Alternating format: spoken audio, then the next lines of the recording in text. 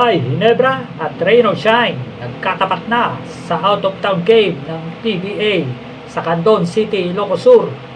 First quarter pa lang, talagang dikdikan ang labanan ng Barangay Ginebra at Rain or Shine. Una nakapuntos sa Rain or Shine ay si Gian Mamuyak. First 3 minutes ng first quarter, hindi makashoot ang Barangay Ginebra. Hanggang talaga nahihirapan silang umiscore.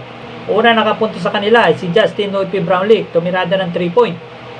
Hanggang sinunda naman ni Scotty Thompson ng 3-point din. Doon lang lumamang ang Barangay Ginebra. Pero nakabalik agad ang Rain or Shine sa pamumuno ni Gian Mamuyak at saka ni Karakot.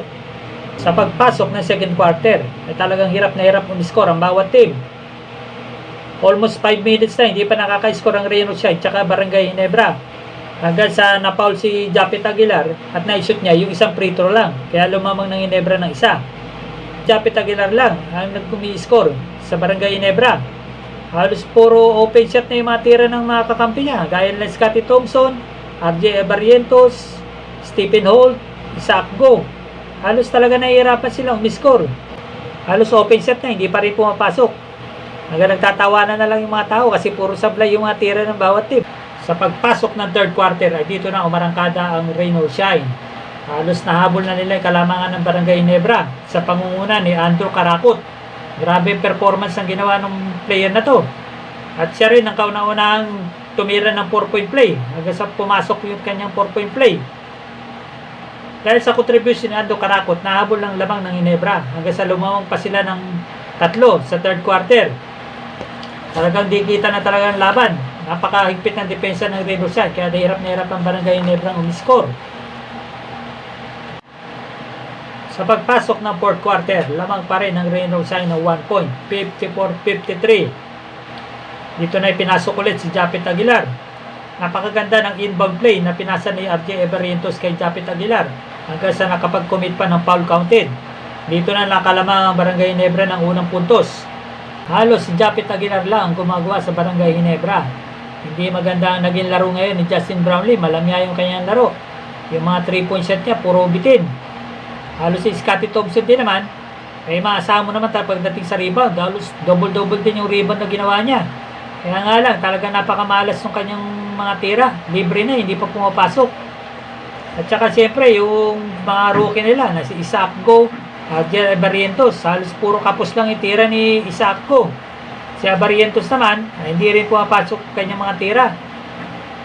Siguro hindi pa sila gano'n nakapag-adjust sa sistema ni Coach Timcon, kaya hindi pa nila nagagamay yung laruan. Ngayon lang kasi nagsimula ang PBA, kaya ito yung unang laro nila. Masaklap pa, ito rin yung unang pagkatalo nila sa kamay ng Rain or Shine. Napakasakit sa Barangay Ginebra ang tinawag ng referee na foul kay Scotty Thompson sa play ng rookie ng Rain or Shine na si Laniete.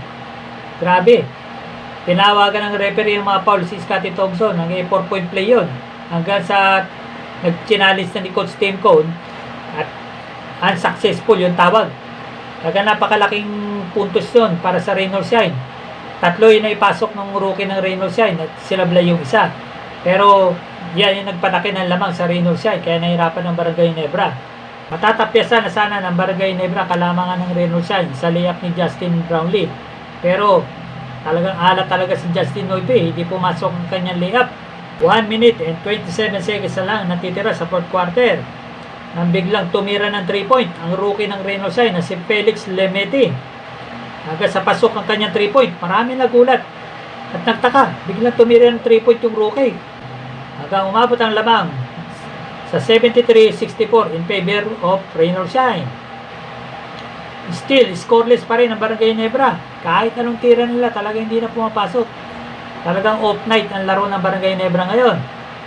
Sa laro ng Ginebra ngayon, ay talaga makikita na talagang wala pang team chemistry ang Barangay Ginebra dahil sa mga baguhan ng mga player nila at hindi pa gamay yung sistema ni Coach Timcon na triangle offense.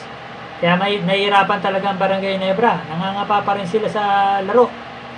Kaya in the next few games, talagang babawi yung Barangay Ginebra. Talagang matinding practice ang gagawin nila. Kaya bawi na lang sa susunod, mga kabarangay.